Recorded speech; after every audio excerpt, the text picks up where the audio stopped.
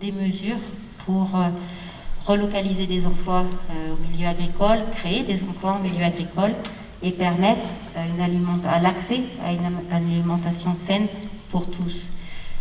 Donc Mathieu Dalmé, ingénieur sans frontières, va ce soir nous parler du projet de sécurité sociale alimentaire. Si on part du principe que l'alimentation est notre première médecine, il est vrai qu'aujourd'hui, l'accès à une alimentation saine est quand même limité aux personnes qui en ont les moyens. Donc, est-ce qu'on peut réfléchir à un accès beaucoup plus large à une alimentation saine? Je laisse la parole en 30 secondes à Mathieu pour nous parler de ce projet. Je vais lui laisser une trentaine de minutes pour présenter le projet. Ensuite, on pourra échanger. Et dans la deuxième partie, on pourra parler d'initiatives locales qui tendent vers l'accès à cette alimentation. Bonsoir à tous et toutes. Je suis effectivement, je fais partie d'Ingénieurs sans frontières, c'est l'asso, la deuxième en bas, donc agronome de formation. Je vis à Saint-Étienne maintenant, j'ai été sur Paris pendant 5 ans, j'étais notamment animateur pour la Confédération Paysanne Nationale. Mais la parole que je vais porter aujourd'hui, elle n'est pas au nom d'Ingénieurs sans frontières, elle est au nom du collectif, en tout cas surtout sur la présentation. Après, si on rentre dans les détails, ça reste une démarche aujourd'hui. La sécurité sociale de l'alimentation, c'est une des 36 mesures portées par Plus Jamais Ça, la réflexion autour de ces questions en tout cas. C'est en réflexion aujourd'hui dans ce collectif-là. Et donc l'idée de la soirée, c'est de pouvoir rentrer un petit peu dans le détail du pourquoi, du comment de cette mesure et de vous présenter, pouvoir répondre aux questions. Moi, j'ai lancé tout le travail sur ces questions en 2017 au sein d'Ingénieurs sans frontières, puis après avec d'autres organisations de façon bilatérale en 2018, et puis début 2019, on publie une première tribune en disant on veut travailler sur la sécurité sociale de l'alimentation, qui a envie de venir avec nous? Et là, on va petit à petit constituer ce collectif de travail qui aujourd'hui a constitué un socle commun autour de l'idée de sécurité sociale de l'alimentation qui continue de porter et donc qui est discuté en ce moment dans Plus Jamais Ça. Donc pour vous les présenter, on a pour les organisations paysannes, la Confédération Paysanne ici, l'Atelier Paysan et Réseau Civam. Donc Réseau Civam et l'Atelier Paysan qui sont deux réseaux de développement agricole. La Confédération Paysanne, je ne présente pas, mais donc syndicat agricole qui défend une agriculture paysanne et un changement assez fort, et l'Atelier Paysan et Réseau Civam qui vont proposer une autre agriculture. Des orgas citoyennes avec les Amis de la Conf qui sont en soutien à la Confédération Paysanne. L'Ardeur, qui est une association d'éducation populaire, notamment autour des conférences gesticulées. Et donc moi, je fais une conférence gesticulée, en fait, la plupart du temps sur cette question de la sécurité sociale de l'alimentation et de pourquoi j'en suis venu à porter cette question-là. Mutual, qui est une mutuelle qui rêverait de ne plus exister, voilà, qui milite pour le 100% sécu, complètement. Et l'UFAL, qui est l'Union des familles laïques, qui est une association laïque de réflexion autour de la politique familiale.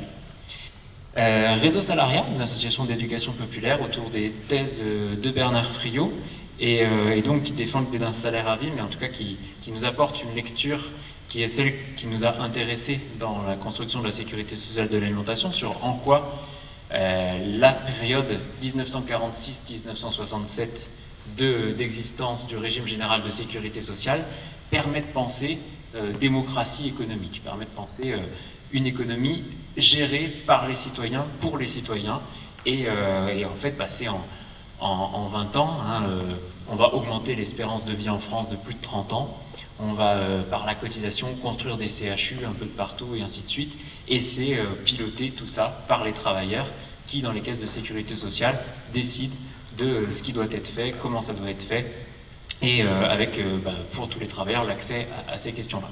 Donc c'est cette lecture-là, sur la façon dont on l'a vu, et c'est pour ça qu'on parle de sécurité sociale de l'alimentation, c'est pour faire appel à cette période de l'histoire qui est pour nous la démarche la plus aboutie en termes de réflexion de comment on construit une démocratie économique, enfin en tout cas de la démocratie dans un secteur économique aujourd'hui. Et le collectif Démocratie Alimentaire, au milieu, qui est un ensemble de chercheurs et de chercheuses qui travaillent autour des questions du droit à l'alimentation. Et donc j'expliquerai un peu après l'avancée de leur réflexion. Et il manque juste un logo qui est arrivé cette semaine ou la semaine dernière. Une dernière association vient de nous rejoindre, c'est VRAC. VRAC, c'est pas forcément très connu, c'est en train de se développer assez fort. C'est vrac, donc ça veut dire se nourrir en vrac, hein, comme vous connaissez souvent dans les épiceries aujourd'hui, en tout cas les épiceries un peu alternatives. Mais c'est un acronyme pour dire vers un réseau d'achat en commun. Et en fait, je ne sais pas si vous connaissez le principe des groupements d'achat locaux, hein, on se réunit à plusieurs et puis on regarde des listes de producteurs et on fait venir en gros et on se répartit après la cam. Et bien là, l'idée c'est de développer ça dans des quartiers populaires soutenus par des bailleurs sociaux pour permettre l'accès dans des lieux où souvent il n'y a pas. Hein, il faut faire plusieurs kilomètres pour pouvoir aller dans une biocoop ou quoi que ce soit. C'est compliqué même d'un point de vue géographique et puis c'est compliqué bien sûr d'un point de vue financier. Et donc par le fait que c'est en vrac et qu'il y a des gros volumes et ainsi de suite, ça permet de diminuer ces coûts-là et donc d'appuyer le développement de ces choses-là. Et donc c'est un acteur de l'économie sociale et solidaire qui lutte contre certains leviers, qui ne peut pas tout faire bien sûr, mais qui lutte contre certains leviers de l'accessibilité aujourd'hui à une alimentation de qualité, et qui envisage lui aussi sa suppression. Comme mutual sur les questions de santé, VRAC se reconnaît que son objectif en tant qu'acteur économique, c'est pas de perdurer et de grandir, mais c'est plutôt de se sublimer par le projet de sécurité sociale de l'alimentation. Donc voilà un peu pour vous présenter le panel des acteurs qui aujourd'hui vont porter, travailler, construire ce projet. Il y a deux autres acteurs que je cite rapidement qui ne sont pas là parce qu'ils ne portent pas le projet mais qui travaillent avec nous. Le Secours catholique, qui est le premier réseau d'aide alimentaire à avoir arrêté de faire de l'aide alimentaire, à avoir dit en fait non, ça ne marche pas, c'est vraiment pas bon pour plein de raisons que je développerai un peu après, et donc qui est passé sur des chèques alimentaires pour remplacer le don en nourriture. Et donc, depuis 2015, ils ont arrêté ces questions-là, et eux, la réflexion sur comment on peut faire autrement que l'aide alimentaire, ça les intéresse, et donc ils sont avec nous. Ils ne portent pas en tant que tel politiquement ce projet-là, et ils sont plutôt, eux, sur une logique de lutte contre la précarité de façon globale, en disant il faut augmenter les minima sociaux et les plus bas salaires. Et donc, nous, on a une entrée vraiment en tant qu'agro, hein, avec beaucoup de producteurs, hein, de paysans dans les organisations et tout ça. Donc on a une réflexion qui réfléchit sur la filière agricole et alimentaire. Ça ne rentre pas complètement dans leur grille de lecture politique, à voir, à discuter plus tard, mais en tout cas, ils travaillent avec nous. Et puis, le réseau des AMAP, donc le MIRAMAP, ça s'appelle le Mouvement interrégional des AMAP, qui réfléchit et est content de voir ça. Il travaille beaucoup sur les questions d'accessibilité alimentaire et en même temps hésite sur son positionnement aujourd'hui à défendre ou pas le projet, voilà, mais il travaille avec nous sur ces questions. Donc là, je vous propose une présentation voilà, un peu rapide, enfin je dis rapide, mais quand même une demi-heure, mais ça m'arrive de faire des journées de formation, hein, sur cette question parce que c'est hyper long, on peut rentrer beaucoup dans les détails, donc je ne vais pas rentrer dans tous les détails et puis prendre les échanges après vos questions, n'hésitez pas. Je vais rentrer par la réflexion agricole, je développerai la réflexion alimentaire après, et puis je vous présenterai les piliers de ce qu'on pense et ce qu'on développe aujourd'hui.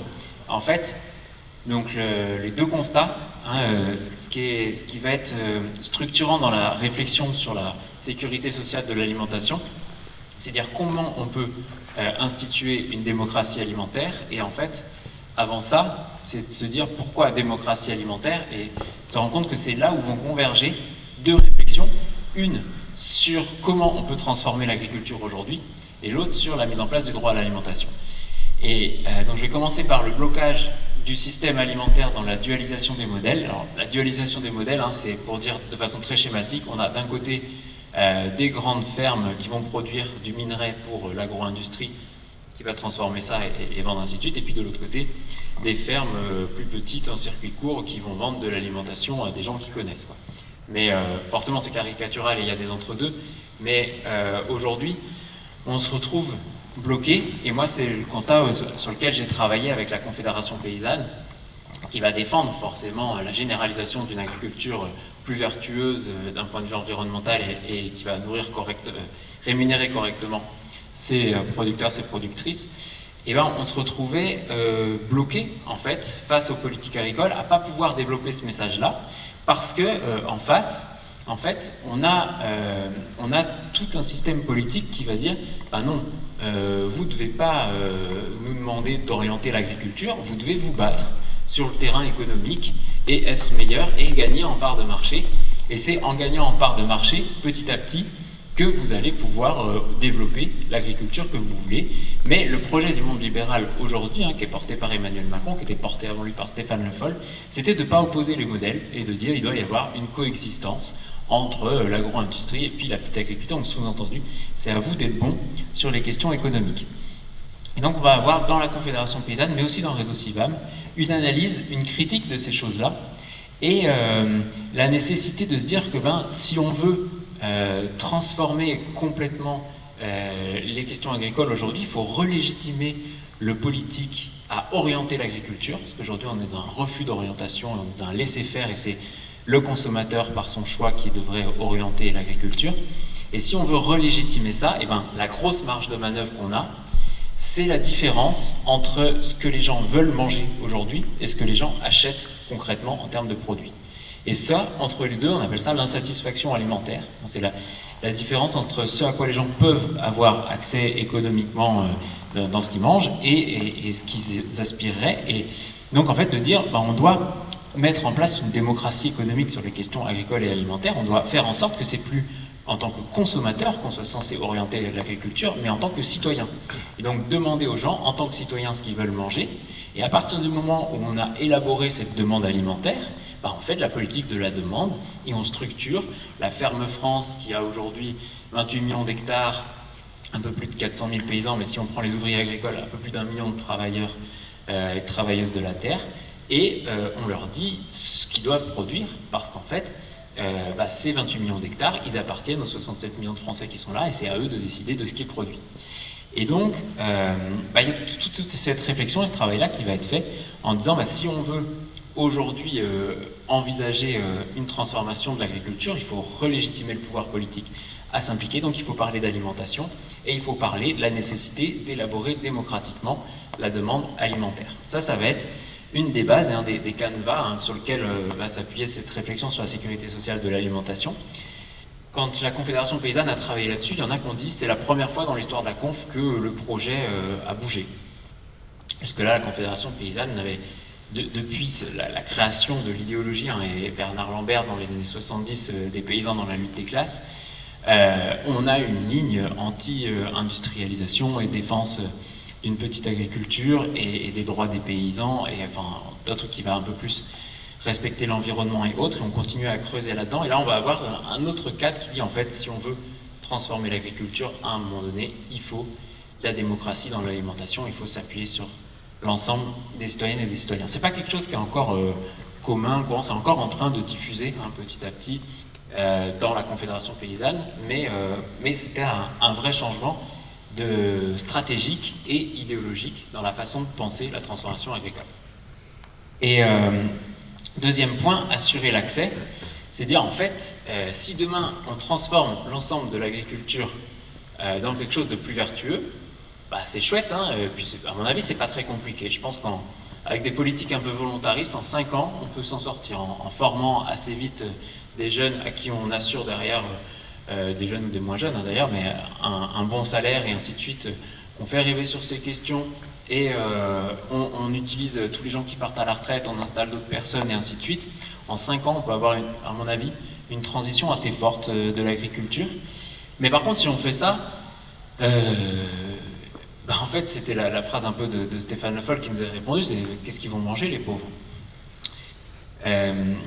Et en fait, en creusant sur ces questions aujourd'hui d'accès à l'alimentation, on se rend compte que c'est à peu près 40% de la population française aujourd'hui, d'après le Secours populaire qui a sorti ce chiffre-là de 39 et quelques % de la population en 2020, qui est en situation d'insatisfaction alimentaire très forte, avec une incapacité monétaires et d'autres contraintes à pouvoir acheter des produits qui lui conviennent. C'est 10% de la population française, 7 millions de personnes qui sont à l'aide alimentaire aujourd'hui, et donc une incapacité en fait pour tout un tas de personnes d'avoir accès. Si on fait une transformation agroécologique de l'ensemble de l'agriculture, les produits vont coûter plus cher parce qu'ils respecteront les droits des producteurs et qui seront payés correctement et parce qu'on respectera l'environnement. Et donc à partir de là, ce serait con, si on veut un système alimentaire durable, de devoir exporter 40% de ce qu'on produit parce qu'on a produit correctement mais qu'on n'a pas les gens qui les mangent, et puis d'importer 40% de ce qu'on ne produit pas pour nourrir les plus pauvres d'entre nous avec des produits industrialisés à moindre coût. Ça ne fait pas très durabilité et ça assure pas un truc très stable pour les producteurs et les productrices parce qu'on est dépendant des achats, de l'international, des enjeux géopolitiques et de plein de choses. Et donc si on veut penser un système alimentaire qui soit durable, qui soit pensé dans son intégralité, il faut que les personnes sur un territoire, elles aient accès, et il faut qu'elles en aient envie et qu'elles aient pu demander et dire ce qui doit être produit. Et donc la conclusion de tout ce travail-là, comme je disais que moi j'ai accompagné en tant qu'animateur de la Confédération paysanne, c'était pas moi qui pilotais ça, c'était des paysans, et fait un peu simultanément au sein de la Confédération paysanne, ils vont arriver sur le fait de dire on a besoin d'élaborer démocratiquement la demande alimentaire, tout le monde doit s'exprimer en tant que citoyen sur ces questions, et il faut des mécanismes d'accès de tous et toutes à une alimentation de qualité. Sans ces choses-là, on ne verra pas apparaître une transformation possible et durable d'une construction d'un autre système agricole. Pour plus de détails sur tout ça, je cite Reprendre la terre aux machines de l'atelier paysan qui est sorti en mai, manifeste pour une autonomie paysanne et alimentaire. Il le cite à la fin, et pour moi c'est un peu la suite des paysans dans la lutte des classes de Lambert en 70, où c'est des paysans et non-paysans qui ont pris le temps pendant le confinement d'écrire et de détailler l'ensemble de ces enjeux agricoles-là dans lesquels on est aujourd'hui, du piège de la dualisation des modèles et ainsi de suite, et qui conclut sur ces questions-là aussi d'un besoin de penser de la démocratie dans l'agriculture et l'alimentation. Voilà, pour aller plus loin, il y a ce bouquin-là. Je change complètement de point de vue, d'accord, sans transition. Vous avez vu, on parle de la nécessité de transformer les questions agricoles pour respecter les droits des paysans, l'environnement. On arrive sur ces deux notions. Et en fait, on retombe aussi sur ces deux mécanismes quand on part du droit à l'alimentation. Alors moi, ça c'est quelque chose, en tant qu'agronome, j'en avais jamais entendu parler avant 2015-2016. J'étais formaté à penser production, je me pensais un peu déformaté, je me présentais comme agronome militant qui a envie de transformer l'agriculture, je me sentais pas trop... je me sentais déformaté du système industriel, j'ai refusé mon diplôme d'ingénieur agronome et ainsi de suite. Et pour autant, j'ai pris une claque quand j'ai découvert le droit à l'alimentation, parce que je me suis dit, merde, en fait, je m'étais jamais intéressé au bout de la chaîne, qui en fait doit être le départ, qui doit être de dire, en fait, tout le monde a le droit de l'alimentation, et à partir de là, on construit le système agricole et alimentaire. Je restais formaté pour penser production, et pas pour penser les liens à l'alimentation. Et donc, quand on regarde le droit à l'alimentation, là j'ai mis les deux notions de base qui ne sont pas celles qui m'intéressent le plus, mais on retrouve la notion de droit à l'alimentation dans la Déclaration universelle des droits de l'homme de 1948, et elle est un peu plus détaillée dans le pacte international relatif aux droits économiques et sociaux de 1960, qui définit l'alimentation, que le droit fondamental qu'a toute personne à être à l'abri de la faim. D'accord ? Et en fait, aujourd'hui, la France... donc à ratifier bien sûr ces choses-là, dans sa réponse au droit à l'alimentation, elle va dire, elle reste bloquée sur la définition de 1960. De par l'aide alimentaire, qui est la principale politique de réponse au droit à l'alimentation qu'elle présente quand les Nations Unies lui demandent qu'est-ce que vous faites face au droit à l'alimentation, et la France répond, nous on a l'aide alimentaire, voilà, on nourrit les gens, on fait en sorte qu'ils aient plus faim. Ce qui est à peu près vrai, grâce... Ce qu'ils ne disent pas à la France, c'est que c'est grâce surtout à plus de 200 000 bénévoles qui, partout en France, font tourner ce système-là. D'accord ? Mais le droit à l'alimentation, c'est beaucoup plus que ça. Aujourd'hui, depuis 1960, la définition, elle a complètement évolué. Et donc, on retrouve celle de Ziegler en 2001, qui est rapporteur aux Nations Unies sur les questions alimentaires à ce moment-là quand il dit ça. Le droit d'avoir un accès régulier, permanent et libre, soit directement, soit au moyen d'achats monétaires, à une nourriture quantitativement et qualitativement adéquate et suffisante, correspondant aux traditions culturelles du peuple dont est issu le consommateur, et qui assure une vie psychique et physique, individuelle et collective, libre d'angoisse, satisfaisante et digne. Si vous voulez un moyen mnémotechnique, en tout cas moi j'aime bien le présenter comme ça, je dis que le droit à l'alimentation, c'est le droit de respecter les 4 fonctions fondamentales auxquelles doit répondre l'alimentation: biologique, entretenir le corps, la vie physique correctement; plaisir, de pouvoir avoir une alimentation qui nous convienne, qui soit souhaitée, qui soit désirable; social, de pouvoir nous insérer dans un tissu social et de rentrer dans des mécanismes de don, de contre-don, d'inviter des gens et ainsi de suite; et culturelle, qu'elles correspondent à notre place dans le monde, à notre vision, à notre identité, celle qu'on se construit. Physique, plaisir, social et culturel, les 4 fonctions de l'alimentation. Et globalement, le droit à l'alimentation, c'est le fait de dire qu'on assure que tout le monde, enfin que la personne qui a son droit à l'alimentation d'assurer, a accès à une alimentation qui réponde à ces 4 fonctions-là. C'est pas, quand on parle de sécurité sociale de l'alimentation, on va viser à dire comment on peut appliquer le droit à l'alimentation. On n'est pas sur une politique hygiéniste de dire tout le monde doit prendre soin de sa santé par l'alimentation. Ça fait partie des enjeux, mais pas que. Il y a d'autres choses qui se jouent dans l'alimentation. Et il y a plein de fonctions de compensation et autres. Et si demain on avait une politique hygiéniste sur l'alimentation, ce qui se joue de mauvaise santé sur l'alimentation, ça se répercuterait ailleurs. Et c'est pas intéressant de l'attaquer comme ça. Pour nous, ce qui nous semble beaucoup plus intéressant, c'est de l'attaquer par le droit à l'alimentation et par le fait de dire comment on assure que tout le monde puisse avoir accès à une alimentation qui réponde à ces 4 fonctions. Et une autre façon de le dire, plutôt de dire qu'ils répondent aux 4 fonctions, je résume encore le droit à l'alimentation tel qu'on le comprend et qu'on le met en place, c'est de dire, en fait, c'est d'assurer que tout le monde ait accès à une alimentation choisie. Parce que c'est très compliqué de prédéfinir pour quelqu'un qu'est-ce qui va prendre le dessus entre les différentes fonctions à un moment donné. Quand ça va moins bien, on a besoin de plus se faire plaisir, de plus compenser.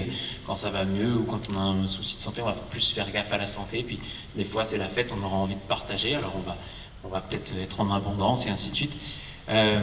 Voilà, tout ça c'est très compliqué à prédéfinir pour quelqu'un. Et donc aujourd'hui on parle de l'accès à une alimentation choisie en insistant sur le fait que choisir son alimentation, c'est quelque chose qui est individuel mais qui est aussi collectif. Pour choisir son alimentation, il faut avoir accès aux produits pour pouvoir choisir parmi ce qu'on veut. Mais il faut aussi, si demain, je pense que la plupart d'entre vous, on vous lâche dans un Lidl ou dans un Aldi et on vous dit choisissez ce que vous voulez, vous allez peut-être un peu faire la tête, parce que choisir son alimentation, c'est aussi pouvoir choisir quels sont les produits qui viennent dans le rayon, et donc donner son avis en tant que citoyen à qu'est-ce qui doit être produit pour s'assurer que soit produit ce qu'on a envie. C'est un double mécanisme de choix individuel et collectif. Et donc c'est comme ça que par le droit à l'alimentation, les gens qui travaillent là-dessus vont arriver sur la notion de démocratie alimentaire et qu'on se retrouve sur ces 2 mécanismes d'assurer l'accès et d'assurer une construction démocratique de l'organisation de notre production agricole et alimentaire aujourd'hui. J'ai mis parce que je trouve que la phrase est rigolote. Hilal Elves, c'est celui qui a remplacé, non pas Ziegler parce qu'entre-temps il y en a eu 2 autres, mais donc en tant aussi que responsable des questions alimentation aux Nations Unies, donc de la chaire de la FAO. En bref, les droits fondamentaux des acteurs du système alimentaire, notamment des travailleurs agricoles, des petits exploitants et les consommateurs, sont souvent bafoués ou violés sur son état des lieux de l'application des droits des paysans et du droit à l'alimentation dans le monde aujourd'hui. Alors, cette diapo, je l'avais laissée, mais les chiffres sont à revoir un tout petit peu. En 2020, 700 millions de personnes qui souffrent de la faim, c'était avant le Covid, ça a augmenté et je n'arrive pas à trouver les sources spécifiques, et 2 milliards d'individus qui souffrent de malnutrition. Donc c'est juste pour reposer la question du droit à l'alimentation dans le monde et d'où on parle un petit peu. En France, donc c'est l'aide alimentaire qui est censée y répondre, mais on répond en fait au droit à être nourri et pas du tout au droit à l'alimentation, ce qui n'est pas rien, et merci à tous les bénévoles qui font ça, mais on peut envisager quelque chose d'un peu plus ambitieux.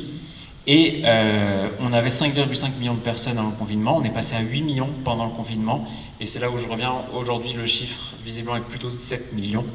de personnes qui bénéficient de l'aide alimentaire.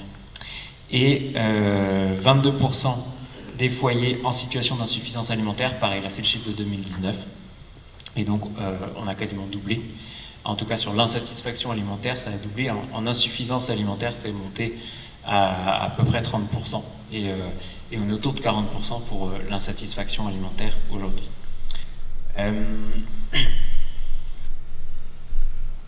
Qu'est-ce que l'aide alimentaire? Pour développer un tout petit peu, Dominique Paturel, qui est chercheuse à l'INRAE sur ces questions, dit, c'est la phrase, hein, l'aide alimentaire, c'est une filière agricole de défiscalisation de la surproduction que l'on refuse de réguler. En fait, en 1960, quand on lance la modernisation agricole, on se nourrit. On se nourrit très bien en France. On apporte un petit peu, pas énorme, mais personne n'a faim. On va créer la PAC, et on va créer de la surproduction énorme de céréales. Qu'est-ce qu'on va en faire de ces céréales? On va les balancer dans des usines de production industrielle de viande et de lait. Pour moi, c'est autre chose, hein. Il y a l'élevage d'un côté, et puis la production industrielle de viande ou de lait de l'autre. Et puis, au bout de quelques années, on va se retrouver avec une surproduction énorme de viande et de lait. On va financer des campagnes de lait à l'école et ainsi de suite, machin, ça ne va pas suffire. Donc, on va se mettre à balancer ça en Afrique aussi. Et là, tous les pays vont dire, en disant, il y a des pauvres là-bas, tenez, prenez. Et là, les pays vont dire, arrêtez, oui, on a de la pauvreté, mais en fait, c'est pas un problème qu'on ne produit pas assez ou quoi, hein. On produit, c'est juste que les gens sont pauvres et qu'ils ne peuvent pas s'acheter à manger. Mais là, avec ce que vous nous envoyez, vous êtes en train de détruire complètement nos systèmes alimentaires locaux. Arrêtez de nous envoyer ce truc-là. Et là, on arrive dans les années 80, et là va naître l'aide alimentaire. Et en fait, c'est pour ça que Dominique Paturel porte ce regard-là, c'est-à-dire en fait, on est à un moment donné où la lutte contre le gaspillage alimentaire, c'est l'idéologie du système dominant, du complexe agro-industriel, pour refuser les quotas de production, qui sont là, pour moi, la vraie politique de lutte contre le gaspillage alimentaire. D'abord, en fait, on élabore la demande alimentaire et on met des quotas pour produire, pour répondre à la demande, et puis pas plus. Qui va vouloir être en surproduction constante pour maximiser ses profits un peu de partout, et qui va chercher des politiques de lutte contre le gaspillage alimentaire pour s'occuper de récupérer ces surplus de production. Et si possible même, comme c'est possible, je vais les défiscaliser, donc minimiser ses pertes quand il ne réussit pas à maximiser ses profits. Et l'aide alimentaire se construit comme une façon donc vertueuse d'éviter le gaspillage alimentaire, mais c'est un chèque en blanc à la surproduction, hein, et je dis bien le gaspillage alimentaire, c'est pas le problème.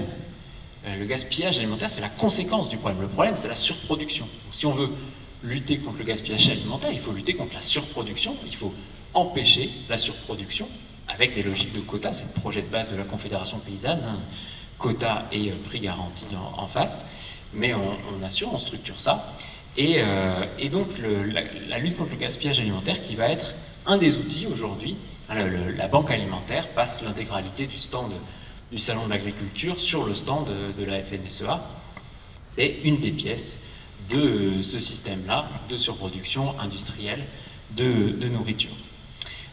En plus, c'est responsable d'un gaspillage extrêmement important, c'est responsable d'un gaspillage de nourriture parce que quand vous transportez de la nourriture d'un lieu à un autre parce qu'elle n'a pas été consommée, il y a de nouveau de la manipulation et ainsi de suite, il y a des pertes. Quand vous donnez à des gens de la nourriture qu'ils n'ont pas choisie, en moyenne, il y a 3 à 4 fois plus de pertes que pour les personnes qui achètent leur alimentation parce que y a tout un tas de choses que les gens se sentent impossible de refuser parce qu'on leur met dans un colis ou dans un truc tout à fait légitime en fait derrière. C'est pas du tout la question de critiquer ça, c'est le ATD Quart Monde.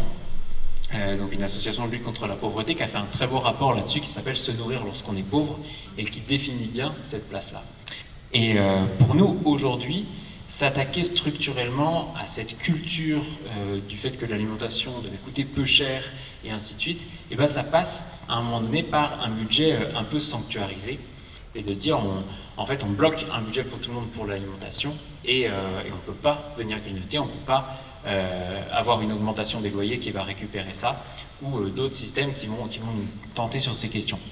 Et donc ça nous paraissait important. Et puis bien sûr, c'est pas parce qu'on donne à tout le monde, la question des revenus universels ou minima sociaux ou autres, ça donne à tout le monde les moyens, mais ça ne dit pas comment on décide de ce qui est produit. Ça ne dit pas comment on organise démocratiquement la production.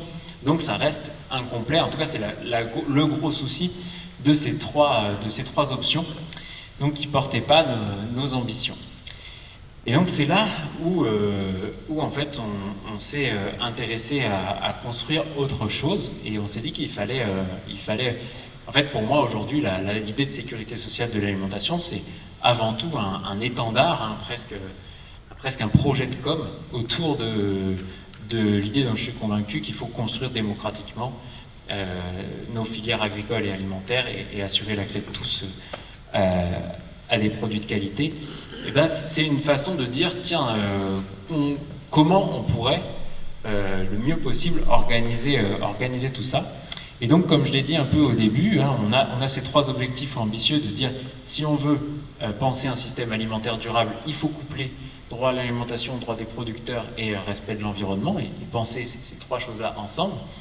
Et ben, regardons ce qui a déjà existé. Donc là, j'ai mis entre 46 et 69 et 59, ça dépend des fois des versions. En fait, en 59, c'est les premières attaques contre le fonctionnement démocratique des régimes généraux de sécurité sociale.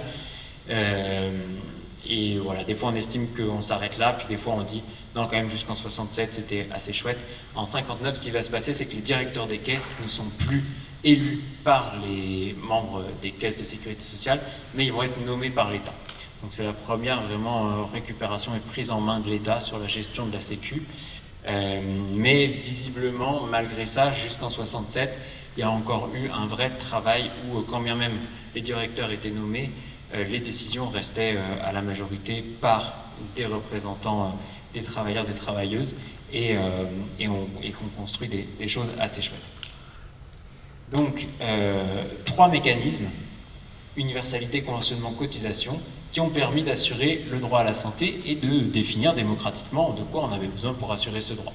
Et donc, de s'inspirer de ces trois mécanismes-là pour dire comment on pourrait aujourd'hui créer une sécurité sociale de l'alimentation. Accès universel. Alors, l'idée d'universel, c'est de dire c'est pour tout le monde. C'est surtout, on ne fait pas une politique pour les pauvres. Une politique pour les pauvres est une pauvre politique. Je ne sais pas si vous voyez aussi, ça c'est le Secours catholique qui dit ça. Secours populaire, ils ont ces affiches en noir et blanc avec un enfant qui mange et puis un post-it jaune sur la tête avec écrit pauvre. Écrit ne lui collez pas une étiquette sur la tête. Bon, on ne peut pas bien manger s'il y a écrit pauvre dans son assiette, si on a pu avoir accès à son alimentation parce qu'on était pauvre. Donc je veux dire, on ne fait pas de discrimination positive. Aujourd'hui, je pense que vous avez tous et toutes ici une carte vitale dans votre poche et que personne ne se sent assisté du système parce qu'il ne paye pas le médecin ou la pharmacie. Pourquoi ? Parce que tout le monde a ça et qu'à partir du moment où tout le monde l'a, c'est normal, c'est un droit. Et donc si on veut construire du droit, on construit un système qui est universel, qui est pour tout le monde, pour permettre un accès digne de tout le monde et pour pas que des gens se sentent assistés ou quoi que ce soit par le fait qu'ils aient leur alimentation parce qu'ils sont pauvres. On va leur donner un bon qui va leur permettre d'avoir à manger. Et du coup, nous on est parti sur le principe de dire 150 € par mois, par personne, crédité sur la carte vitale. Alors, je reviendrai après sur les produits conventionnés, mais ça c'est un budget qui est 150 €, c'est un des rares trucs dans le projet qui est empirique, enfin qui vient vraiment du terrain, où des acteurs de l'aide alimentaire qui ont sorti des questions de distribution de l'aide alimentaire et qui se sont mis à donner des chèques ou du pouvoir d'achat sont sur la somme de 5 € par jour, donc de 150 € par mois. Alors bien sûr, c'est pour dire c'est le minimum. En dessous, on ne peut pas envisager de parler de droit à l'alimentation et ce serait à indexer sur une augmentation de la qualité de l'alimentation qu'on produit. Budget sanctuarisé, donc on ne peut pas en faire autre chose, pas de sentiment d'assistanat, et donc une forme d'augmentation des salaires ou des minima sociaux. Deuxième pilier, c'est le conventionnement. Donc l'idée c'est de dire, on a 150 €, c'est pas pour acheter ce qu'on veut. On a 150 € pour acheter parmi ce qu'on veut, parmi des produits qui auront été conventionnés. Et comment on va organiser ce conventionnement ? On va créer des caisses locales de sécurité sociale de l'alimentation, organisées démocratiquement, qui vont décider qui est-ce qu'on conventionne, à qui on donne le droit d'être remboursés, en tout cas accessibles par ce mécanisme-là. Hein, l'idée de la sécurité sociale de l'alimentation, c'est comme une giga AMAP ou comme un giga groupement d'achat où les gens se retrouvent pour décider qui ils veulent et puis ainsi de suite, sur lequel on rajoute une logique de chacun selon ses moyens, à chacun selon ses besoins, en estimant que les besoins sont globalement les mêmes pour tout le monde. Donc le conventionnement, comment ça va fonctionner? Localement, on décide de ces questions. On est en train de discuter, échelle de bassin de vie, du canton au département à peu près. C'est pas des choses qui sont fixées encore, c'est beaucoup des réflexions. Création de critères et donc organisation démocratique dans les caisses. Donc, pour les critères, on a tout un tas de critères auxquels on réfléchit qui nous semblent indispensables. Donc notamment minimum commerce équitable. C'est le fait d'avoir un prix rémunérateur pour la production avec un contrat pluriannuel sur les volumes engagés pour les producteurs. Si on n'a pas ça, on peut aussi envisager de salarier directement des producteurs, salariés par les caisses et qui produiront un peu sur le principe des AMAP où en fait, même si la personne n'est pas souvent salariée, mais à la base, on se répartit le revenu que doit avoir le paysan en nombre de paniers. On partir de ce principe-là pour dire on a des personnes qu'on salarie et puis tout ce qu'ils produisent partent pour les caisses. Absence de profit pour les acteurs conventionnés. À la fois, on s'assure qu'ils se rémunèrent correctement, mais par contre, pas de profit, donc une rémunération qui correspond au prix de revient donc, du travail et des investissements nécessaires, mais absence de profit sur la filière, à la fois pour les producteurs et pour les produits. Et ça a été mis en place sur la sécurité sociale de santé jusqu'en 2015 et que Macron fasse sauter ça, mais c'était en place pour les producteurs de soins. Les infirmiers, les médecins ne pouvaient pas être soumis à ces choses-là, mais par contre, ça a été oublié sur le médicament et on voit bien ce que ça a créé. Et donc l'idée, c'est de pas du tout permettre à des logiques qui vont rechercher du profit de rentrer là-dedans. On socialise de l'argent, c'est pas pour permettre la privatisation des profits. Prix minimum d'entrée pour les produits étrangers. Ça, je ne sais pas si vous connaissez le mécanisme qui est travaillé par la Confédération paysanne aujourd'hui. C'est de dire, on a le droit, ces décisions locales, c'est pas que du manger local, mais c'est localement, on décide de ce qu'on va vouloir manger. On a le droit de conventionner des bananes, des oranges et ainsi de suite. On a le droit de conventionner des aubergines à une coopérative autogérée espagnole qu'on aime bien. Par contre, ce qu'on produit en France, on n'a pas le droit de l'acheter en Espagne en dessous du prix que ça coûte de les faire en France. Et ça, c'est l'idée, c'est de dire, on a le droit d'aller acheter ailleurs si on a envie de soutenir les pays ou ainsi de suite. Par contre, on n'a pas le droit de les acheter moins cher que ce qu'on fait en France pour ne pas mettre en concurrence notre contrat social qui impose un certain niveau de rémunération en France pour ne pas faire du dumping social et écologique avec le fait d'aller chercher ailleurs les produits. Et puis l'argent qui arrivera en plus, il nourrira les luttes et la volonté de se battre dans les pays où on va acheter ces questions-là. Et respect du droit du travail, bien sûr. Il manque aussi un engagement sur des questions écologiques, agroécologiques dans ce fonctionnement. En tout cas, c'est les critères de base qu'on pense réfléchir pour penser ce conventionnement autour de ces critères-là. Et donc, ce que j'ai pas dit, c'est comment s'organisent les caisses démocratiquement. Plein de réflexions, et aujourd'hui, on partirait sur une forme de tirage au sort qui permet d'assurer une représentation diversifiée et représentative de la société, et couplée avec un mécanisme de type un peu CESE, Comité économique, social et environnemental, qui en fait c'est une représentation de la société civile organisée, des associations, des syndicats, parce que c'est les lieux où se produit de la réflexion politique forte à plusieurs, et donc d'utiliser cette pertinence de réflexion politique-là, couplée avec une représentation de la société par tirage au sort, qui est la méthode la plus juste et efficace pour représenter tout le monde, et un temps fort pour se former et s'informer pour ces personnes, et réfléchir et discuter, et puis petit à petit élaborer les critères et aller conventionner l'ensemble des producteurs qui seront conventionnés, qui seront accessibles via ce système-là. Ça, c'est la façon dont on pense l'élaboration de la démocratie alimentaire, avec après, bien sûr, une imbrication d'échelle, à la fois régionale pour construire, et nationale pour construire les filières, et harmoniser les critères petit à petit, et puis définir tout ce qu'on doit produire et aller voir les producteurs dans cette fonction-là. On est persuadé qu'à partir du moment où on propose un prix rémunérateur assuré sur le long terme à des producteurs, on pourra embarquer quasiment 90-95% de la production agricole. Et dernier pilier, financement par la cotisation. Donc, très important pour des questions démocratiques, de dire on veut pas qui finance décide, c'est quand même la base, et donc on veut pas que ce soit l'État qui finance ce système-là, et in fine l'État qui cherche à reprendre la main par là, et c'est ce qu'il a fait sur la Sécu et qui décide petit à petit, et donc de dire non, ces caisses-là, elles seront légitimes pour ponctionner 8% de la valeur ajoutée qui est produite. Ça peut être de la même façon qu'on le fait aujourd'hui pour la sécurité sociale sur les salaires, si j'attaque par le bas, mais si on met des cotisations uniquement sur les salaires, comme c'est le cas aujourd'hui, c'est 10% de cotisation. Et quand on regarde sur les différents quintiles, en fait, c'est une politique d'égalité salariale, qui va vers plus d'égalité salariale, où les 2 quintiles de la population avec les plus bas revenus seront bénéficiaires. Le quintile du milieu, ça ne lui change rien, et les 2 quintiles supérieurs seront donateurs de ce système-là. Et puis après, on a d'autres réflexions aussi pour ce budget de 160 milliards dont on a besoin pour financer ça, qui est 1/6 du budget du régime général aujourd'hui. On peut aussi envisager que l'assiette de cotisation, ce ne soit pas juste les salaires, mais l'ensemble de la valeur ajoutée, donc prenant en compte aussi les profits et ainsi de suite.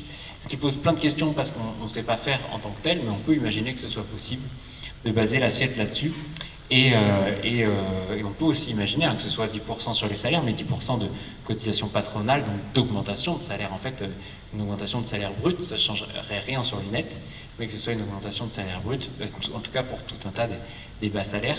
Après, ça donne des calculs beaucoup plus compliqués quand on fait de la prospective sur ces questions, parce qu'il y a de l'inflation si on augmente les salaires et ainsi de suite. Mais voilà, sur les calculs que nous, à notre niveau, on est capable de faire, de prospective, sans changer les salaires, avec 10% de cotisation qui serait donc une diminution de salaire net, on est sur une logique très équitable où, comme je l'ai dit, les 2 quintiles les plus bas montent, les 2 quintiles les plus hauts baissent, et ça ne change rien pour le quintile du milieu. Donc une logique simplement d'égalité salariale. C'est pas ce qu'on défend, mais c'est ce qu'on sait calculer. Je m'arrête là. Merci de m'avoir écouté. Bravo.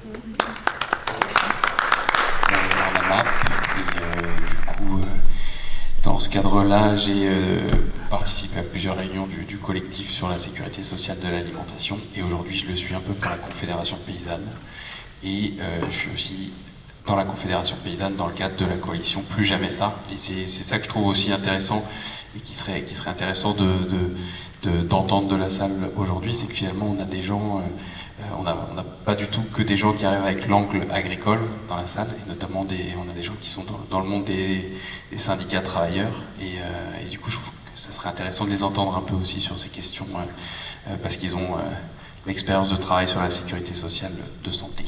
Oui, tous les groupes, les comités qui se réunissent, qui agissent. Je trouve ça génial d'entendre ce que je viens d'entendre. Ça donne un peu de baume au cœur. Merci beaucoup à vous de vous battre, d'y croire. C'est vrai que c'est excellent ce projet. Merci. Je ne savais pas ce que vous alliez dire en deuxième parce que ce matin, j'étais en discussion avec les syndicats nationaux. Et c'était l'inverse, c'était à l'heure où la sécurité sociale est détruite, donc jusque-là c'était la même chose.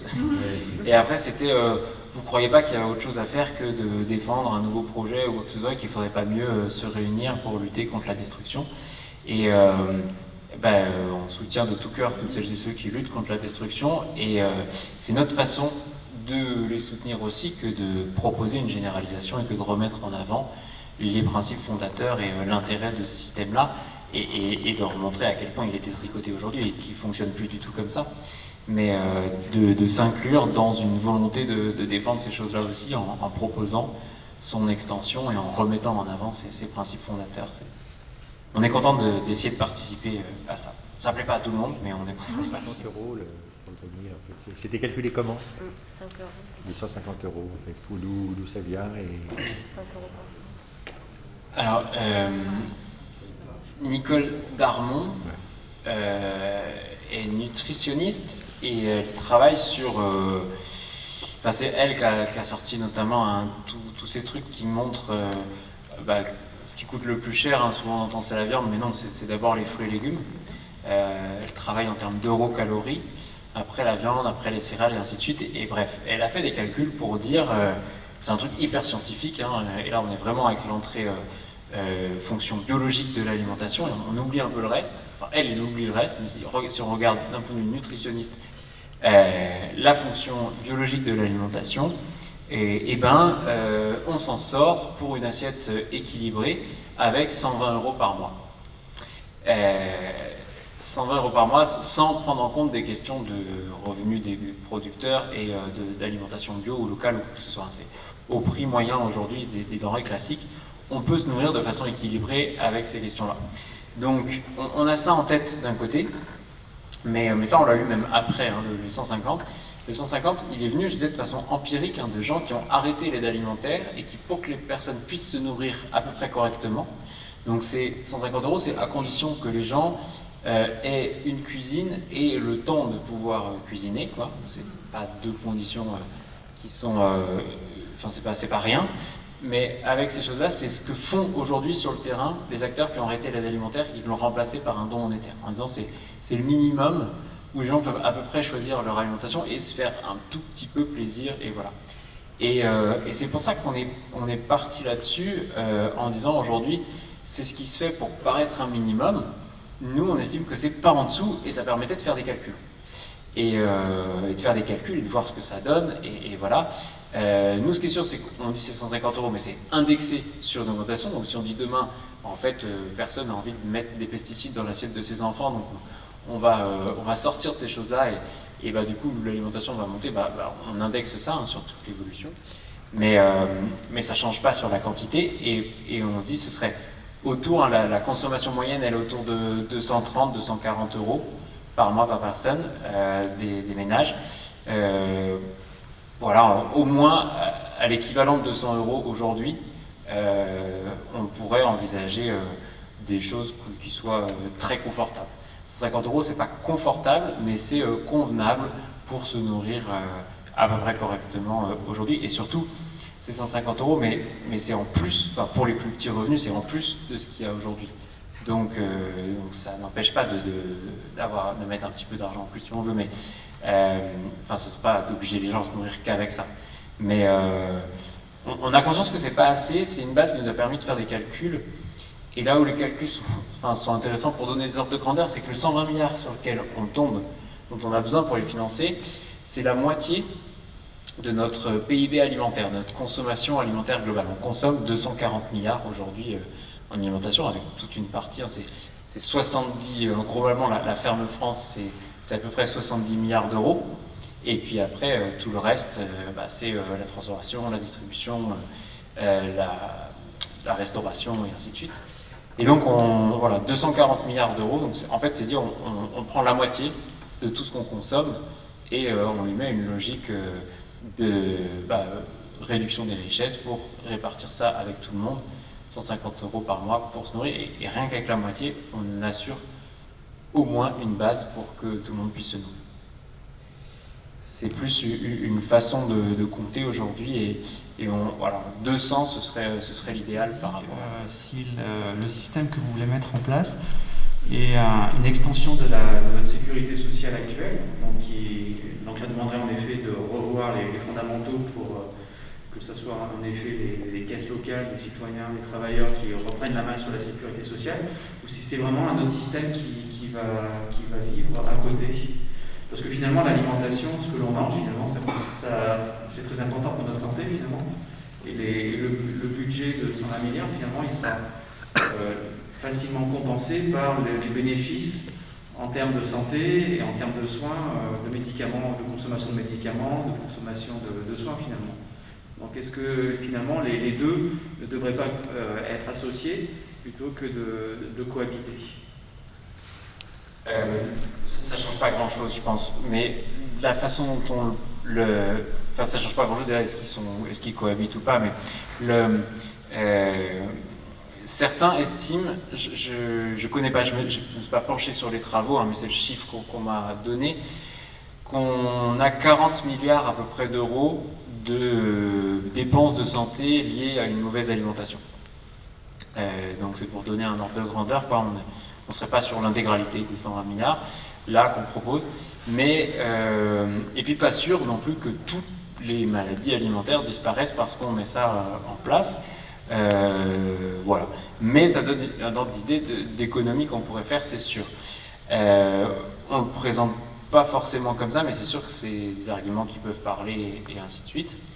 Après, en fait, nous, ce qu'on défend, aujourd'hui, la Sécu, elle a plusieurs branches.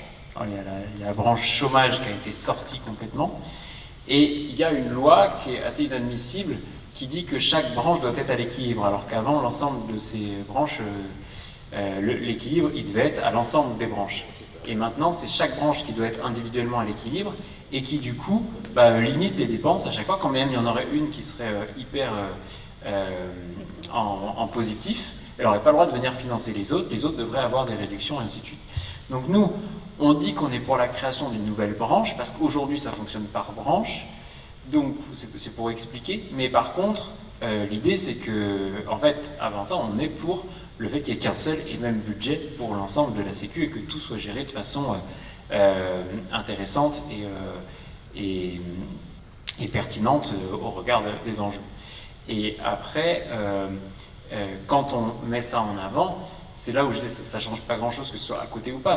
Nous, on dit on veut que ce soit comme ça pour la sécurité sociale de l'alimentation, et ça peut se faire à côté s'il n'y a pas de volonté de changer la Sécu à côté, mais ça peut repartir sur un fonctionnement de ce type-là pour le régime général de sécurité sociale en tant que tel, et l'ensemble, et c'est ce qu'on souhaite.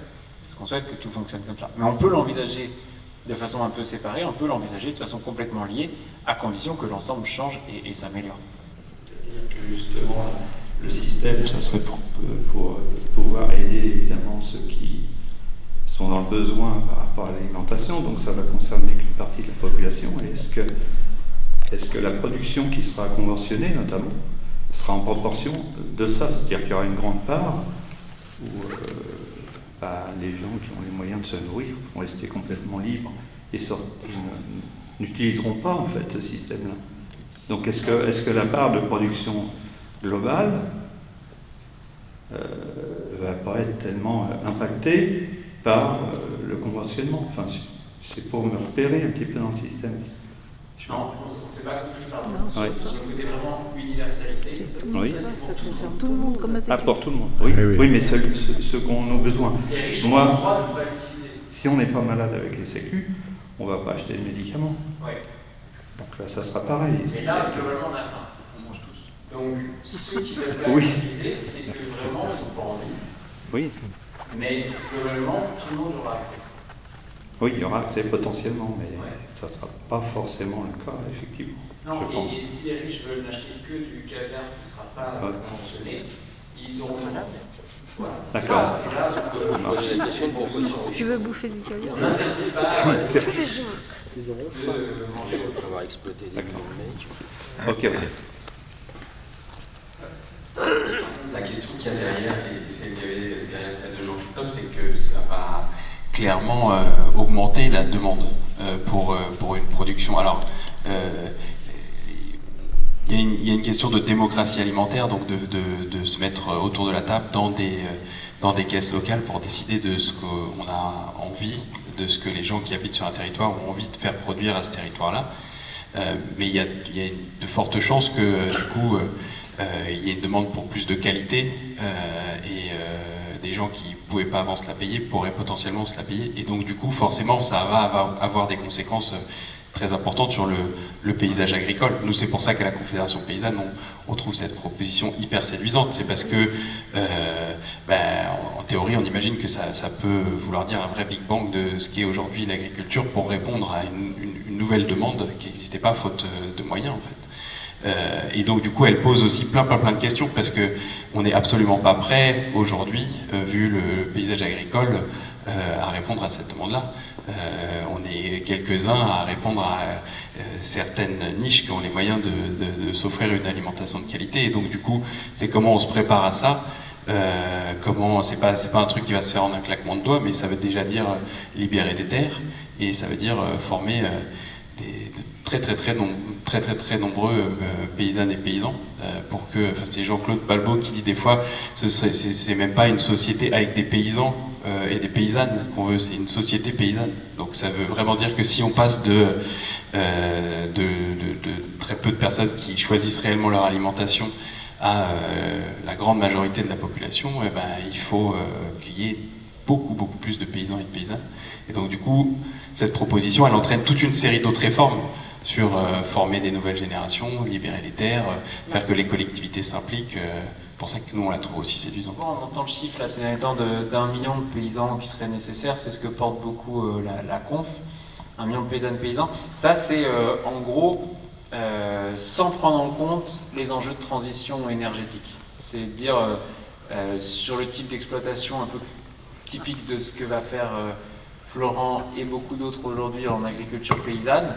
Si on veut à peu près se nourrir correctement, c'est minimum 2,5 fois plus, voire 3 fois le nombre de paysannes et de paysans qu'on a aujourd'hui. Et après, si on rajoute des enjeux vraiment de dire, en fait, il faut sortir du pétrole et sortir de la mécanisation et revenir à des techniques qui sont améliorées, hein, mais avant l'ère industrielle, où on sort complètement des énergies fossiles, là, on est plus sur du 5 à 6 millions de paysannes et paysans pour pouvoir se nourrir demain, d'après certaines estimations qui nous viennent de l'Inde, qui sont en train de travailler sur des choses comme ça. Voilà. Donc, en tout cas, nous, l'idée là, c'est de dire, au-delà des enjeux techniques, la faisabilité, elle dépend surtout de notre capacité à en discuter socialement et à le vouloir ensemble et à en assumer les coûts collectivement. Parce que si 5 à 6 millions de paysans, ça veut dire que ça va être beaucoup plus cher, l'alimentation. Et donc, de dire comment on laisse personne sur le carreau face à tout ça. Il y a une possibilité d'expérimentation de ce projet au niveau local. Quelque part, avant de faire ça au niveau national, il y a possibilité vraiment, soit par l'intermédiaire d'ARS ou d'autres, pour pouvoir évaluer et convaincre davantage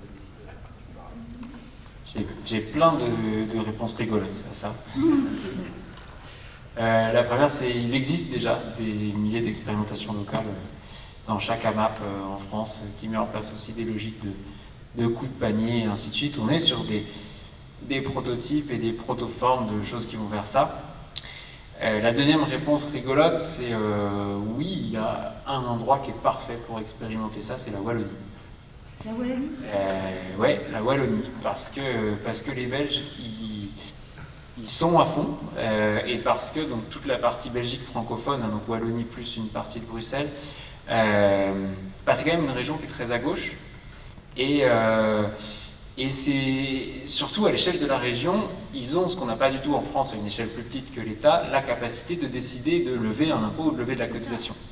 Ce qui nous est le gros blocage pour mettre en place ce type d'expérimentation. Mais du coup, ça ne m'étonnerait pas de voir la Wallonie partir sur... En tout cas, il y a des acteurs aujourd'hui qui s'en emparent et assez sérieusement en Wallonie. Et après, bien sûr, c'est une question qu'on se pose depuis le départ. Hein. Donc nous, en fait, ce qu'aujourd'hui on fait, c'est qu'on propose à des initiatives locales qui veulent s'emparer de ces questions et mettre en place des choses qui vont renforcer le droit des producteurs, la transformation de la production pour les questions environnementales et le droit à l'alimentation et des logiques de solidarité et d'accès et tout ça, d'expliquer ce qu'elles font et de se revendiquer d'aller vers une sécurité sociale de l'alimentation. C'est pas de l'expérimentation, mais en tout cas c'est de dire voilà ce qu'on fait et on se revendique de vouloir aller vers une sécurité sociale de l'alimentation et on essaye de réfléchir, d'échanger, de mutualiser ce qu'on fait, on travaille des logiques de démocratie en notre sein et il y a plein d'expérimentations sur lesquelles on peut se baser qui sont intéressantes, qui montrent que les gens se réapproprient ces questions-là et tout ça. Après, l'autre chose qui serait penser vraiment à une expérimentation, de dire tiens, cette caisse sur tel territoire, on a un vrai blocage administratif. Ça a été porté par des députés, notamment Sandrine Lefeur, qui est rigolote aussi, puisqu'elle est REM, mais elle est aussi adhérente à la Confédération paysanne. Elle est très impliquée sur... en gros, elle est assez chouette sur ce qu'elle porte sur les questions agricoles. pas très chouette sur tout le reste, où elle va suivre LREM. C'est mon avis personnel, hein, mais peut-être qu'il est partagé. Et du coup, sur ces questions-là, elle a porté ça, elle a essayé de faire avancer. C'est pas inenvisageable que ça aboutisse. Je parle pas de rapport de force politique, mais en tout cas de la possibilité aujourd'hui de développer un cadre d'expérimentation à une échelle, je sais pas, infradépartementale, où on pourrait mettre ça en place. Mais c'est quand même très compliqué par rapport à des questions d'égalité et ainsi de suite. Ça voudrait dire des gens qui ont plus d'impôts à un endroit, ou des choses comme ça. Donc ça, c'est très très compliqué. Mais, ou alors au moins mettre en place des logiques prises sur un impôt local, en fait. Ce ne serait pas de la cotisation, mais plutôt sous forme d'impôt local qu'on renforcerait autour de collectivités ou dans notre collectivité, on mettrait ça en place. C'est pas inenvisageable. On a du mal à vraiment travailler dessus. Hein. L'idéal, ce serait le territoire zéro chômeur, ce qu'ils ont mis en place, et de faire la même chose. Ça reste bien sûr notre idéal, mais c'est un peu plus compliqué que le territoire zéro chômeur. Voilà. Pour l'instant, on n'en est pas à ce stade-là. On est dans développer les initiatives qui se mettent en place. Bonsoir. Du coup, déjà, je voulais vous dire merci par rapport à ça, parce qu'il y a pas mal de trucs que vous avez dit que moi j'ai vécu en tout cas. Moi, je suis étudiant, par exemple. Et cette année, avec le confinement, je suis allé à des collectes alimentaires. Et ils nous filaient vraiment 50 € par exemple de courses toutes les 2 semaines. Mais c'est vrai que cuisiner 1 kilo de rhubarbe en un jour, parce que sinon ça va pourrir, c'est assez compliqué quand on n'a pas le temps et potentiellement un emploi, quoi. Et c'est vrai qu'ils ont mis en place par exemple des choses type au restaurant universitaire où c'est 1 € le repas pour les non-boursiers. Moi j'avais une question qui du coup rebondissait un peu sur la question qui vient d'être posée. C'était par rapport au restaurant universitaire ou autre, comment par exemple cette sécurité sociale elle pourrait se développer sur ce type d'infrastructure, type restaurant universitaire ou même cantine au niveau des écoles ou autre. Et ma deuxième question aussi c'était par rapport à l'accès en fait, par rapport aux inégalités territoriales. Par exemple au niveau de l'accès du soin, il y a pas mal d'inégalités territoriales du coup. Est-ce que il faudrait développer du coup aussi un service public de l'alimentation quelque part qui aurait comme mission de garantir justement un accès égal, peu importe le territoire. Enfin, vous parliez des AMAP par exemple. Est-ce que ce serait possible, je ne sais pas, que justement les collectivités territoriales investissent peut-être une espèce de, pas forcément régie publique, mais quelque chose de l'ordre d'un service public, quoi. Merci à toi pour ton témoignage. Tu me reprends si j'oublie parce que je suis fatigué. Les 2 questions sont différentes mais très intéressantes. Je me lance dans la deuxième et peut-être il faudra me redire la première. La lutte contre les inégalités territoriales, elle fait partie vraiment de cette question d'assurer l'accès. Elle en fait partie parce que, pour donner une des exemples qui est sur notre site aujourd'hui, donc on a un site internet qui est au dos de la BD notamment, mais qui n'est pas très compliqué, sécurité-social-alimentation.org, et on a une carte avec les initiatives qui sont présentes. C'est la maison paysanne de l'Aude qui l'a montée, donc un lieu qui regroupe la Confédération paysanne et plein d'organismes de développement agricole. Et ce qu'ils font, c'est que en fait, sur ce territoire-là, à Limoux, qui doit être la sous-préfecture, en tout cas qui est un gros bourg rural, on trouve une alimentation chouette et tout de qualité parce que tous les producteurs productifs des alentours, ils viennent vendre à cet endroit-là. Par contre, dans toutes les vallées autour, c'est le désert. Il y a potentiellement un intermarché ou un Super U, mais il n'y a aucun point de distribution. Et pour toutes les personnes non véhiculées ou autres qui n'ont pas envie de faire 40 bornes pour aller chercher leur alimentation, c'est compliqué. Et du coup, ils ont monté un système d'épicerie ambulante où en fait les producteurs arrivent à Limoux, ils chargent le truc en plus de leur marché et tout ça, et après l'épicerie part faire le tour de tous les bourgs locaux pour apporter. Et donc voilà, tout ça pour donner l'exemple, mais que cette réflexion sur l'accès géographique, il est très important dans ce qu'on porte. Et juste pour finir sur Limoux, il y a aussi le Secours catholique, là c'est pour le coup, qui est dans l'expérimentation et qui finance l'accès pour les personnes les plus précaires à ces produits-là. Donc on a un double travail sur l'accès géographique et l'accès financier autour de cette expérience-là.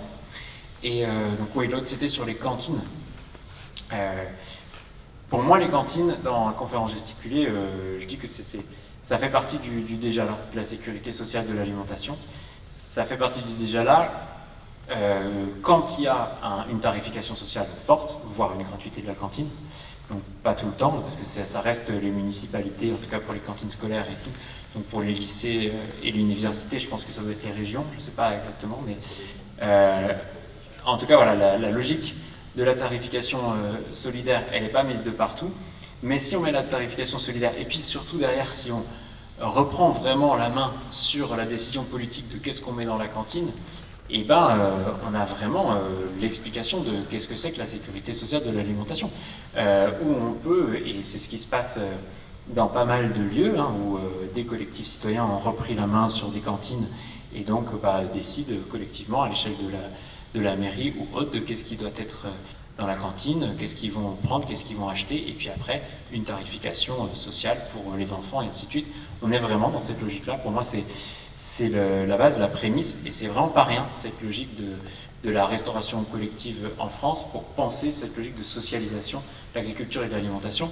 Et tout à l'heure, on discutait sur les freins aujourd'hui au développement d'une autre agriculture, mais pour moi, je pense que installer des paysannes et des paysans aujourd'hui en capacité de se structurer collectivement pour répondre à la restauration collective, c'est un des leviers de développement agricole extrêmement fort sur lequel on peut jouer dans les années qui viennent pour démultiplier le nombre d'installations, là où parfois, alors pas en région parisienne quand on fait des AMAP parce qu'il y a un bassin de consommation énorme, mais où dans d'autres territoires c'est bouché dans la capacité à s'installer encore en circuit court.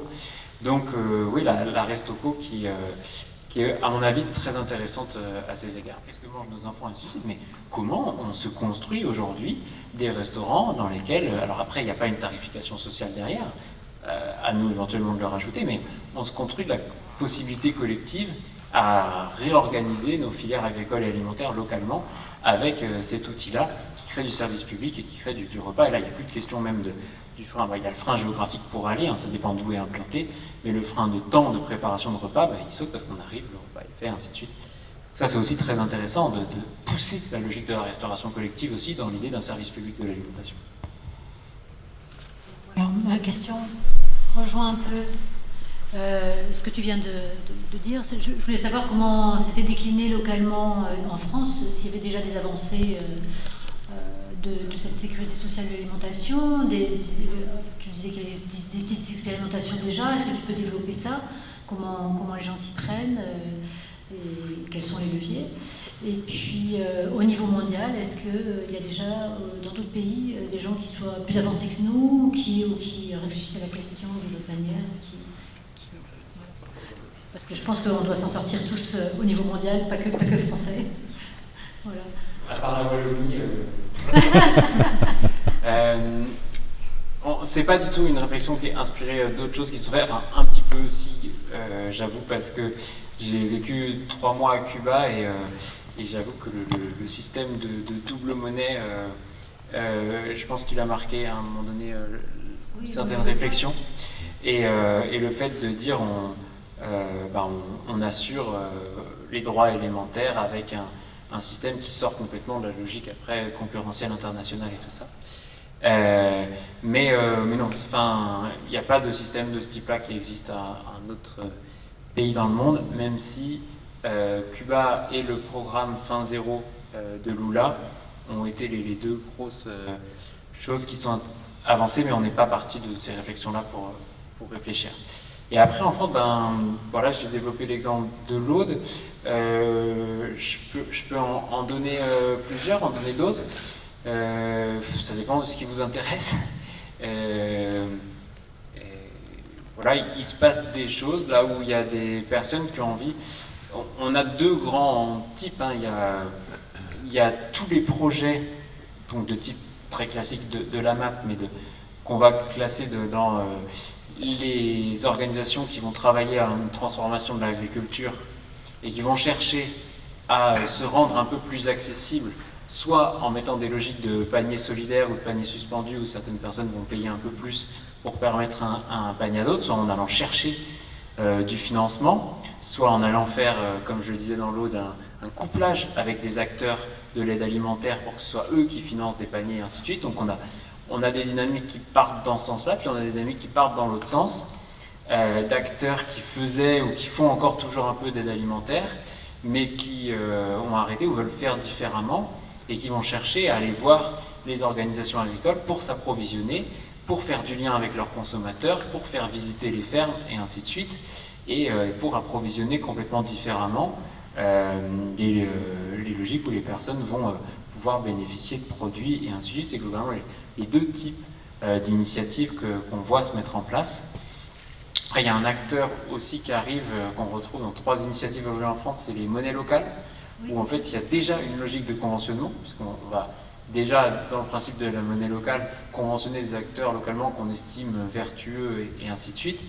Et notamment dans le Puy-de-Dôme, c'est là où ils sont le plus avancés, où ils ont fait tout un travail pour dire que finalement, sans savoir combien vous allez avoir, mais ce sera la moyenne de ce que tout le monde aura mis, combien vous êtes prêt à mettre entre telle et telle somme, enfin j'explique mal, mais en gros ils sont en train de demander aux gens de mettre une logique un peu de mutualisation de revenus et après redistribuer en monnaie locale pour les achats monétaires, dans l'idée d'inclure aussi des étudiants et ainsi de suite qui auraient moins d'argent et donner le même pouvoir d'achat après monétaire à tout le monde par le biais de la monnaie locale. Ils sont en train de faire ça. Quand on commence à travailler sur ces questions, et notamment la mairie de Villeurbanne, qui est, à mon sens, la seule mairie, mais j'en ai peut-être loupé, en France, élue sur les élections de 2020, qui s'est revendiquée de vouloir travailler la question de la sécurité sociale de l'alimentation. Moi, je leur ai dit, la première des choses à faire, déjà, c'est d'essayer de mettre tous les acteurs de l'aide alimentaire autour de la table, de voir ce qu'ils font, de voir ce qui se passe et de caractériser tout ça. Et ils sont en train de faire ça, et c'est hyper important, et c'est assez intéressant ce qui se passe. Et à Saint-Étienne, ils ont fait un peu la même chose aussi, mais plus les acteurs associatifs, de se regrouper, ils ont créé un collectif Solidarité Alimentaire, et ils sont en lien avec 2 grosses dynamiques, un supermarché coopératif et une sorte de giga-AMAP qui s'appelle La Ferme au Quartier, qui vont structurer des filières d'approvisionnement en circuit court, des filières locales dans la ville, et pour alimenter les circuits de distribution alimentaire par ce biais-là, et faire en sorte que les dons alimentaires qui vont aux associations d'aide alimentaire servent à l'achat de ces produits, puisqu'il y a déjà toutes les filières qui sont construites, et donc alimentées. Donc là, c'est un peu les mêmes logiques que je disais avant, mais à une échelle vraiment intéressante de plusieurs acteurs de la solidarité alimentaire et de beaucoup de producteurs, puisque c'est à peu près 150 producteurs qui passent par ces canaux-là et qui apportent ça. Voilà un peu ce qu'on voit aujourd'hui sur le territoire se revendiquer d'aller vers une sécurité sociale de l'alimentation et travailler ces questions. Comment est-ce que ce projet est reçu par d'autres acteurs qui sont peut-être pas obligatoirement aussi marqués syndicalement ou politiquement que membres du collectif? Je pense en particulier par exemple les 5 ou 6 gros distributeurs d'alimentation en France. Évidemment le gros syndicat agricole. Est-ce qu'il y a eu des discussions avec eux? Comment est-ce que ce projet est reçu au-delà un peu de vos cercles privilégiés, je dirais? Ils sont à fond.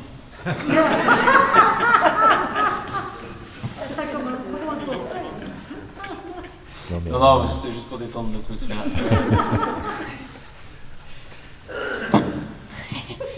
On n'a pas de discussion.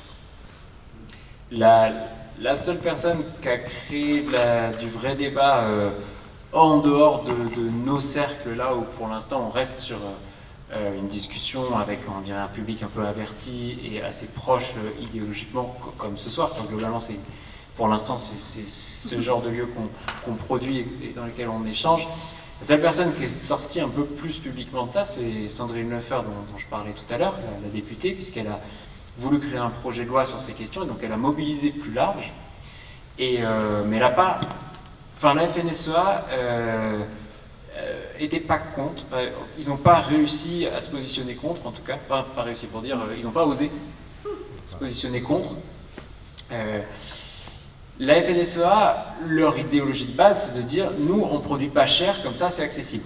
Et ils vont le défendre, et c'est l'idée de base, nous, on produit, voilà, on a besoin de pesticides, tout ça, pour être compétitif, mais aussi pour nourrir tout le monde, parce qu'on ne produit pas cher, comme ça, c'est accessible. C'est l'idéologie de la grande distribution. Hein. Nous, la qualité pour tous, parce qu'on casse les prix, et voilà, peu importe si les producteurs ne vivent pas derrière, mais on va vous mettre du bio pas cher pour tout le monde, et ainsi de suite. C'est leur logique. Et donc la FNSEA, ça c'était leur logique, et ils ont changé de logique. Enfin, ils étaient très contre, mais ils n'ont pas réussi à s'opposer face au chèque alimentaire. Ils ont fini par dire qu'ils étaient d'accord quand la Convention citoyenne pour le climat a proposé des chèques alimentaires en disant on veut que tout le monde puisse participer aux efforts sur la transition climatique. Et donc oui, on sait que manger local, bio, éventuellement tout ça, moins de viande, plus de fruits et légumes, c'est nécessaire pour répondre aux enjeux climatiques, mais il y a des inégalités sociales dans le fait de pouvoir faire ça, donc il faut donner des chèques alimentaires aux plus pauvres pour que tout le monde puisse respecter le bien manger par rapport aux injonctions à travailler l'environnement. C'était leur entrée, leur idée. Ils ont posé l'idée du chèque alimentaire. Macron l'a pas repris dans le plan, mais finalement, après, il y a eu quand même de la pression. Il a dit « Ok, je vais le faire ». Donc, à partir de là, ça a vraiment travaillé. Et là, la FNSEA n'a pas réussi à être contre. Déontologiquement, ouais. Mais par contre, j'y viens après. Il y a d'autres acteurs qui y arrivent à être contre. Au hasard, je ne sais pas si vous avez une idée, qui à votre avis a milité très fortement contre les chèques alimentaires? Non? La banque alimentaire. La banque alimentaire n'existe plus si on met ce genre de choses vraiment en place. Et ils luttent pour leur survie et ils ont milité très fortement contre la mise en place des chèques alimentaires. Et donc, bref, tout ça pour dire la FNSEA, ils ont dit ok, ils ont fini par dire ok au chèque alimentaire, ils étaient un peu coincés, mais donc ils ont dit ouais, il faut du Made in France dedans et ainsi de suite. Et Sécurité sociale de l'alimentation, en tout cas les fois où ils sont venus en réunion, ils ont dit à peu près la même chose, quoi. On n'est pas vraiment contre, pourquoi pas, il faut voir, et ainsi de suite. Mais bon, on sait très bien qu'après, la FNSEA, il y a toujours un double discours. Enfin, il y a toujours le discours et après les actes, ce qu'ils font. Et la grande distribution n'était pas là, donc je ne peux pas dire. Et par contre, ceux qui ont été extrêmement contre, c'est Banque Alimentaire et Restos du Cœur. Les deux qui sont nés et qui vivent et qui ont leur identité qui vient de l'aide alimentaire. Et donc, si on propose de détruire l'aide alimentaire, on propose de les détruire, ils ne sont pas du tout prêts à envisager leur suppression. Et continuent de les appuyer le Secours Pop et la Croix-Rouge, ce sont les deux autres, il y a 4 grosses organisations, et qui, elles, sont beaucoup plus anciennes, peuvent vivre sans l'aide alimentaire, et sont en réflexion en interne. Et on sent que ça fissure vachement. Voilà. Et le Secours 4, qui était un peu moins important encore dans le truc, mais eux par contre, ils ont déjà fait depuis 6 ans la transition de dire on arrête l'aide alimentaire. Le Secours Pop et la Croix-Rouge, en tout cas localement, dans les discussions en interne, on sent que ça frise pour l'instant. Ils restent officiellement derrière la position de la Banque Alimentaire et des Restos du Cœur. Voilà. Et la grande distribution, on n'a pas eu encore de position. Juste pour compléter sur la FNSEA, peut-être qu'ils n'ont pas réussi à se positionner complètement, c'est peut-être aussi qu'ils n'ont pas cerné, à mon avis, l'ampleur de ce que ça signifie comme modification, parce que je pense qu'ils ont peut-être pensé au chèque alimentaire et voire à la sécu sociale alimentation, à l'histoire des 150 €, mais je pense que le point qui peut être le plus compliqué à accepter, c'est la question de la démocratie alimentaire. C'est la question de partager le choix sur qu'est-ce qu'on fait des terres, qu'est-ce qu'on fait des fermes. Ça, c'est quelque chose avec lequel nous on a des discussions permanentes, et il y a dans ces syndicats-là un truc vraiment en termes, c'est leur ADN de dire il y en a qui produisent et d'autres qui mangent, et donc du coup on n'a pas décidé à discuter. Vous allez manger ce que nous avons décidé de produire, quoi.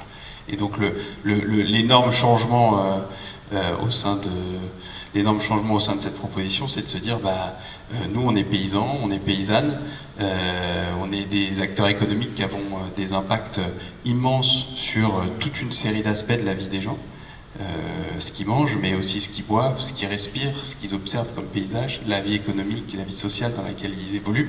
Et donc du coup, on ne peut pas être seul maître de la décision sur notre activité qui a tant de répercussions sur les autres, quoi. Et donc ça, pour moi, c'est vraiment en ça aussi que cette proposition est novatrice, c'est qu'elle se dit, oui, nous, gens qui travaillons la terre, on va partager cette décision, parce qu'en fait, quand on la partage, et nous c'est ce qu'on vit à travers les AMAP, quand on est dans une dynamique de partage de la décision, on a en face de nous une société qui nous comprend et qui nous soutient. Donc nous, ce qu'on voit en tant que paysans, c'est que finalement, on a tout intérêt à partager. Et donc le travail qu'on a sûrement à faire avec nos collègues de la FNSEA, c'est de les aider à se sentir sécurisés dans le partage de cette décision, parce qu'en fait, nous, ce qu'on pense et ce qu'on vit, c'est que en fait, c'est utile, parce que derrière, on n'a plus d'agribashing, on a de l'agri-loving, de gens qui soutiennent les démarches, quoi. L'autre point, mais ça a été un peu répondu, puisqu'on a parlé pas mal des AMAP, hein. Aux Ulysses, on a monté des AMAP en lien avec Marcoussis, qui a quand même permis l'installation de 2 maraîchers à Marcoussis. Parce que la question, c'est que, c'était vaguement évoqué, grosso modo en Ile-de-France ou dans les grandes métropoles, il y a, vu le nombre de consommateurs, autrement, il n'y a pas assez de producteurs. Voilà. Alors qu'à l'inverse, il y a des zones où tous les producteurs qui voudraient produire ça n'ont peut-être pas assez de consommateurs. Exactement. Mais ici, voilà, ça a permis l'installation ça fait la 3e année. Bon. Mais après, il y a une question un petit peu sociale là-dessus, c'est qu'il y a des différences de revenus, même si on n'est pas une ville très riche, mais malgré tout, il y a des différences. Et donc tout le monde après n'a pas la possibilité, n'a pas l'accès. Donc c'est des questions qu'on se pose. Hein. Voilà, comment permettre à tous de pouvoir prendre un panier de légumes à la MAP, parce que tout le monde n'a pas la possibilité. Alors que c'est calculé, on a encore eu une AG il n'y a pas longtemps, hein, il y avait le président à côté. Bon. Et donc avec les producteurs, où c'est calculé pour qu'ils aient une rémunération correcte. Et qu'il est en train de monter. Pour l'instant, il était un peu limité, progressivement avalé. Mais voilà, donc avec le prix du panier qu'il faut faire, eh bien, panier au moins pour 2 ou 3 personnes, bon, eh bien, après, comment permettre à tout le monde d'avoir accès à ces paniers? J'ai une mini-piste, mais après, il y en a plein. On travaille dans le réseau des AMAP aussi. Par exemple, à Marseille, ils sont allés chercher des sous des mutuelles, en disant plutôt que de financer JC Déco, pour faire votre pub, venez financer des paniers solidaires dans la MAP et donc permettre à d'autres personnes d'avoir accès au panier à moindre coût. Voilà, c'est une mini autre piste de réponse que je n'avais pas mentionnée ce soir. Tu veux dire un mot? Oui, je pense pour... Ouais, mais même pour conclure. Ouais. Dans ce cas-là, je rebondis sur ce que tu as dit, il y a cette piste-là et puis la piste des CCAS, des communes. Il y a plein d'AMAP en fait qui développent des partenariats avec leurs CCAS et qui font financer enfin jamais tout, mais une partie du prix du panier. Et parfois, c'est même des adhérents qui financent le complément et toujours les bénéficiaires qui en financent une petite partie. Il y a plein de possibilités. Non, moi, je suis content que vous soyez... tout cela, je suis content que plus jamais ça s'empare de cette question, parce que du coup c'est vraiment pas qu'une question agricole, enfin, comme on l'a vu aujourd'hui, c'est une question qui en avançant peut avoir des répercussions énormes pour nos territoires, pour l'emploi, pour la vie sociale, et donc du coup c'est vraiment pas, c'est une question qui doit pas rester dans le cercle agricole, quoi. On mange tous, on regarde tous les paysages, et puis on cherche tous, et notamment quand on est jeune, des emplois de qualité, et puis il y en a plein dans le monde agricole qui rendent joyeux, donc voilà.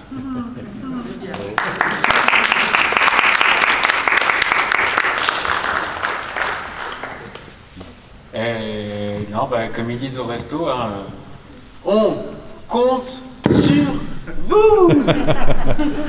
Bien sûr. Merci.